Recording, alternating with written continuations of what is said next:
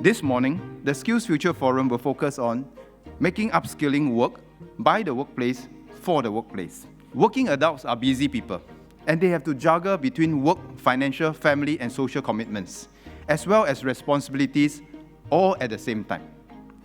Many tend to apply a high discount rate towards training due to the tyranny of the urgent and the here and now. Bread and butter issues understandably occupy their minds. Given this, we have to find ways to reach the workers to activate their interest and commitment to training. But the first step to helping our adult learners learn is to help our adult educators learn and transmit their knowledge and experience to the adult learners.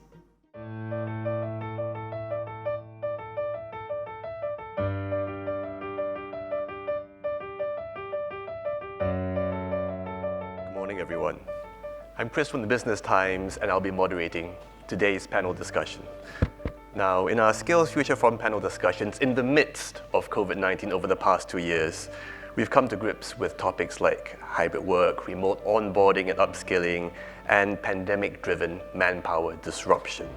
Now, while all of these issues remain relevant, we are ready to also take the dialogue further.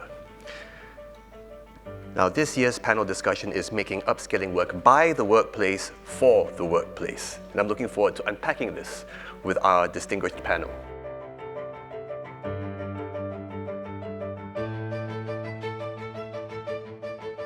Even in Aegon Zender, as we're hiring folks into our organization, we never hire from competition. We always hire on raw potential.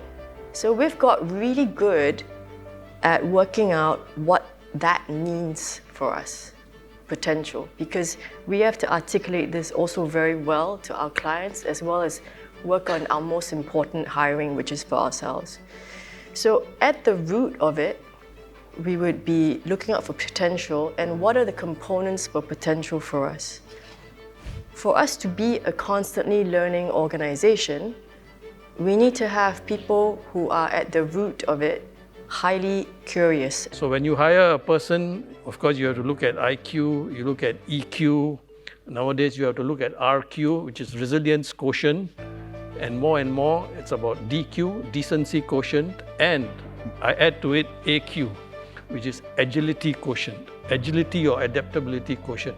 Now again, it's not rocket science, but when you interact with these people, these are the kind of things that you look out for, right? So the question to ask for the individual is, given your current skill set, what are the adjacencies to what you're doing?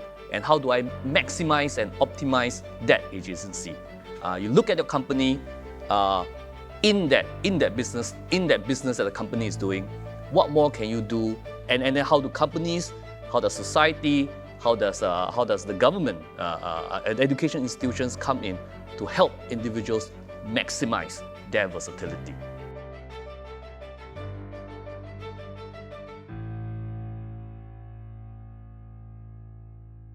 There are so many programs available, off the rack. It's just for people to take the time to go and, find out what they really need.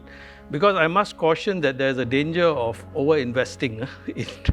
You have to invest in the right things. And we have actually said that actually sometimes it makes a lot of sense to go for micro courses rather than very broad courses. When you talk about these words like machine learning, AI, all that, your mind immediately switches off, because you think that this is... So I think we need to demystify, and sometimes people purposely make certain things so complicated that it sounds very chim, right? And then people get scared, say, well, I am 50 years old, how will I go and do something like this? So you have to remove the fear, actually break it down into very small parts and get people to go and attend these courses. I think we have to go back to the basics, actually. It's not about the high level, the automation, about the digitalization.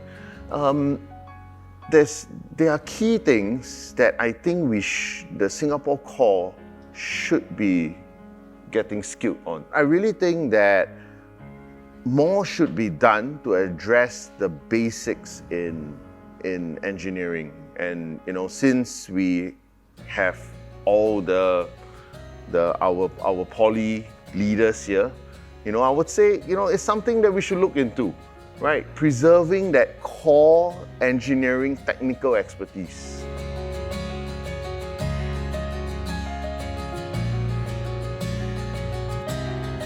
Under SSG, we have the funding to activate private sector providers together. So that is the activation. But the role of the enterprise is crucial, because if you don't have that ability to aggregate, to make that link between what is your business transformation plan, how do you want to grow your business, and to say, well, I want to go this way, and for me to go this way, my people must do this. If you can't make that link, and nobody can make that link for you, if you can't articulate or aggregate that well, then it is difficult for the supply side to also figure out how to help. I'm an engineering company. We have machines in producing things, and those are the traditional assets that we see, and we invest in the best machines. We invest in new technologies. But how about your best asset, your most valuable asset, your people? How much time?